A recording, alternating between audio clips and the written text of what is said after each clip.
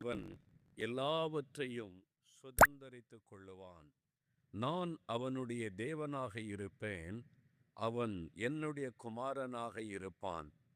ஜெயம் கொள்ளுகிறவள் எல்லாவற்றையும் சுதந்தரித்துக் கொள்ளுவாள். நான் அவளுடைய தேவனாக இருப்பேன், அவள் என்னுடைய குமாரத்தியாக இருப்பாள். ஆண்டவர் சொல்லுகிறார், ஜெயம் கொள்ளுகிறவர்கள், ஜெயம் கொள்ளுகிறவர்கள், ஜெயம் பெற்றவர்களாய் நிற்கிறவர்கள், நான் அவர்களுடைய தேவனாக இருப்பேன், அவர்கள் என்னுடைய குமாரரும் குமாரத்திகளுமாக இருப்பார்கள்.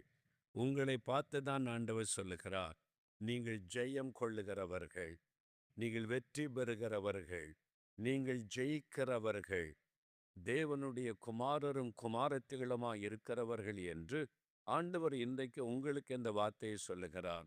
ஒருவேளை இங்கே வரும் பொழுது ஒரு தோல்வியான எண்ணத்தோடும், பல தோல்விகளை சந்தித்த பாரத்தோடும், விரக்தியோடும், வேதனையோடும், பல கேள்விகளோடும் நீங்கள் வந்திருக்கலாம். ஆனால் இந்த நாளில் ஆண்டவர் உங்களை ஜெயம் பெற்றவர்களாக அனுப்ப விரும்புகிறார். ஆண்டவர் எப்பொழுதுமே நமக்கு ஜெயம் கொடுக்க விரும்புகிறார். 1 கொரிந்தியர் 15:57 வாசிக்கும் போது, இயேசு கிறிஸ்துவின் மூலமாய் நமக்கு ஜெயம் கொடுக்கிற தேவன் என்று தேவனை குறித்து வாசிக்கிறோம். வானத்தை பூமி உண்டாக்கின தேவன், நம்மை சிருஷ்டித்த தேவன், நமக்கு ஜெயம் கொடுக்கிற தேவன்.